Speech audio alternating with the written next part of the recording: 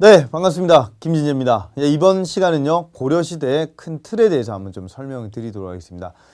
우리가 고려를 공부를 좀 하실 때 많이 좀 힘들어 하시는 게 고려는 왕을 외워야 될까요? 이런 얘기부터 좀 시작을 합니다. 그런데 고려왕 조선처럼 다 외우기는 상당히 좀 힘이 들다라고 하는 거죠. 또 한 가지 더는 고려시대는 시기를 잘 구분을 좀 하셔야 되는데 이민족의 침입 이런 것들이 좀 중요합니다. 그래서 짧게 한번 좀 말씀 좀 드린다라고 한다면 고려는 포인트 자체가 제일 먼저 918년에 고려가 좀 건국이 되고 그리고 이제 936년에 이때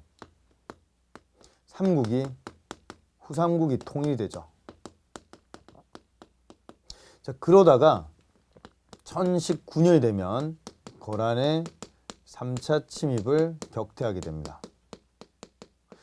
이 내용이 강감찬의 기주대첩인 거죠. 그러니까 여기까지 내용을 거의 우리가 초기 이렇게 얘기를 합니다. 초기라고 얘기를 좀 하게 되고 이 시기에 쳐들어온 애들이 바로 거란이라고 보시면 되겠죠. 그래서 거란의 3차 침입을 잘 격퇴하는데 1차 침입 서희가 시험에 잘 나오죠. 강동 6주 요게 시험에 잘 나오고 거란이 쳐들어오는 게 바로 10에서 11세기 내용이야. 요걸 정리를 하시고요. 자, 그 다음에 두 번째 포인트는요. 1170년이 되면 무신정변이 터지게 됩니다. 자, 그러니까 무신정변 터지기 전까지를 우리가 이렇게 줄여서 중기라고 얘기를 좀 하는 거죠. 그러니까 송중기는 아는데 고려중기를 모른다. 이러면 고려가 안 잡힌다라고 하는 겁니다. 그래서 이 고려 파트에서 우리가 꼭 기억하셔야 될 게 또 이때 쳐들어온 애들이 두 번에 걸쳐서 또 쳐들어오게 된 애들이 바로 여진이라고 보시면 되겠습니다. 그래서 여진 얘들이 12세기 때 쳐들어온 애들 금인데요. 이거와 관계해서 이제 이자겸이 사대를 맺게 되죠. 그러니까 황제라고 부르게 되는 이런 형태를 가지게 되면서 북진 정책이 좌절되는 포인트가 여기라고 보시면 되겠습니다. 자, 그리고 여기에 이제 두 가지가 핵심인데 요게 바로 이자겸의 난이라든지 그럼 또 하나 더는 여기가 묘청의 서경천 돈동이라고 하는 거죠.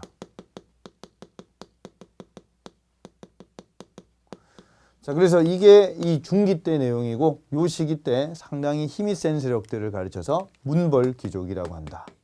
중첩된 결혼을 하고 상당히 많은 특권들을 보유하게 되는 이런 사람들을 문벌귀족이라고 한다라고 하는 겁니다. 자, 그러면 문벌귀족이 판치던 시기 이런 사람들이 바로 이 시기 때 주로 나오는 대표적인 인물이 이제 이자겸 같은 인물, 그 다음에 또 이제 김부식이라든지 그 다음 뭐 최충 이런 인물들도 이 시기라고 보시면 되겠습니다. 자, 그리고 그 뒤에 내용을 짧게 한번 또 말씀드리면은 1270년이 되면요 개경으로 환도를 해요. 자, 무슨 얘기냐면 요때 몽골이 총 7번에 걸쳐 가지고 또 쳐들어옵니다. 그러니까 이 처음 쳐들어오는 이 내용이 바로 1231년에 몽골이 좀 쳐들어온다라고 하는 거고 이걸 한 글자를 줄이면 원이라고 할 수가 있겠죠. 그래서 1231년에 1차 침입 시작되니까 요때 이제 2차 침입 때 2차 침입 32년 요때 개경에서 강화도로 옮기게 되고 아마 애들은 물을 보지 못했을 거야. 그래서 바다에서 싸우면 우리가 이길 수 있다. 요 기간 동안에 수도가 바로 강화도가 된다라고 하는 거죠. 자, 그러면 이 시기는요. 무신정변 일으킨 사람이 이제 정중부하고 이의방인데 인물을 좀 기억을 좀 하셔야 될 게 가장 대표적인 게 이제 정중부. 그다음에 경계승. 그다음에 이의민. 그다음에 최충원. 최후 이런 인물인데 요 중에서 이제 최후라고 하는 이 인물이 바로 이 개경에서 강화도 옮길 때 요때라고 보시면 되겠습니다. 자, 그래서 이 뒤에도 5명 더 있는데요. 여기 5명이 제일 큰 핵심이라고 보시면 되겠습니다.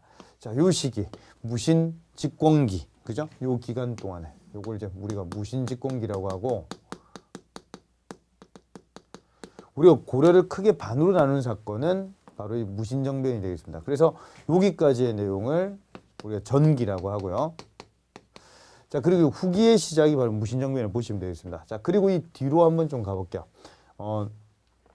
1351년에 공민왕이 나와요. 그래서 이 공민왕이 즉위하기 전까지 이 상황에는 보면 물론 이제 요 기간 동안에 원종이라고 하는 왕이 있기도 했지만 이름에 충자가 대체로 다 붙는다라고 보시면 되겠습니다. 그래서 충렬왕이라든지 그다음에 충선왕, 충수광, 충해왕, 충목왕, 충정왕, 열선숙해목정 이렇게 좀 하나 외워주시면 좋은데요. 요 시기를 우리가 원간석기라고 얘기를 하죠. 그러니까 몽골의 사위 국가가 되는 시기, 요렇게 우리가 원간석기라고 보시면 되고 상당히 자주성이 좀 많이 상실되는, 그러니까 이 기간 동안의 권력자들을 바로 여기 앞에서는 우리가 무신이라고 얘기를 좀 한다라고 한다면 요 시기 때 권력자들은 권문세족이죠. 몽골하고 친한 그런 세력들, 다른 말로 친원파라고 보시면 되겠습니다. 자, 그래서 이제 공민왕이 나름대로 반원 자주 정책을 펴나가죠. 몽골풍을 없앤다든지, 그죠? 반원 자주 정책 이걸 펴나가고, 그리고 1392년에 조선이 건국이 되게 됩니다. 그러니까 이 시기를 우리가 말기라고 얘기를 좀 하게 되죠. 말기. 자, 그래서 이 시기 때는 이 권문세족에 반발하는 성리학을 공부했던 세력들이 신진사대부가 되고, 이 신진사대부가 권문세족 나중에 좀 제거를 하는데 신흥무인하고 같이 결합을 하게 되는 거죠. 신흥무인의 대표 인물이 이성계랑 최영 이런 인물들이 여진족하고 그다음 왜구들을 격퇴하는데 앞장섰던 인물들.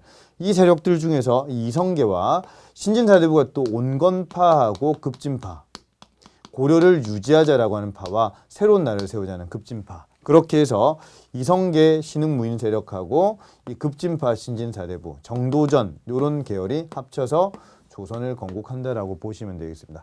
자, 그러면 우리가 이렇게 크게 한 5가지 정도 이렇게 좀 나눠봤는데요. 제일 처음에 시작할 때 이제 호족, 육두품 이런 사람들이 중첩된 결혼과 나름대로 집안이 커져서 문벌 귀족이 되고, 그리고 나중에 뒤로 쭉 가면서 무신들이 집권하게 되면서 얘들이 몰락하고, 그리고 무신들이 몰락하면서 권문세족으로 정권이 바뀌게 되고, 그 뒤에 신진사대부, 신흥무인 이쪽으로 가신다고 보면 되겠습니다.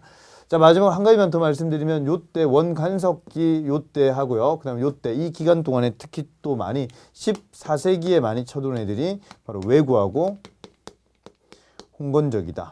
요거를 같이 기억을 좀 해주시면 이민족에 대한 내용까지 한번 좀 정리를 쭉 한번 해봤습니다. 자, 약간 짧은 기간 동안에 말씀드렸지만 이게 제일 큰 고래 큰 틀이라고 말씀을 드릴 수가 있겠습니다. 네, 수고 많으셨습니다.